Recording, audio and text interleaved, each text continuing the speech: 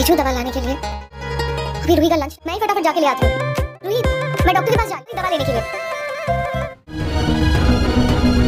रूही, इसके लिए क्या हो सकता है? सब रूही को मिठाई खिलाएंगे ताकि उसकी मिठास पुकी तक पहुंच जाए। ये हुई ना रस्म। ये रिश्ता क्या कहलाता है कि आने वाले एपिसोड बहुत ही ज़्यादा ज़बरदस्त होने वाले हैं। जी हाँ दोस्तों, आने वाले एपिसोड में आप लोग देखने वाले हैं कि अरमान और अरबीरा के बीच में जो बिहेवियर है वो तो अरमान का बढ़ता ही जा रहा है। जब अबीरा दवाई लेने जाती है तो अरमान सोचता है ये कहाँ गई।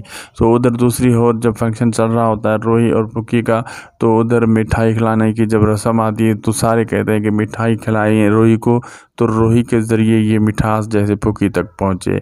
तो एक टुकड़ा मिठाई का उठा कर दादी साहब रूही को खिलाने की कोशिश करती है, तो अरमान उसका हाथ रोक लेता है। तो अरमान क्यों हाथ रोका, किस लिए रोका, ये आने वाले एपिसोड में पता चलेगा। आजकल अरमान का थोड़ा गुस्सा बढ़ता ही जा रहा है।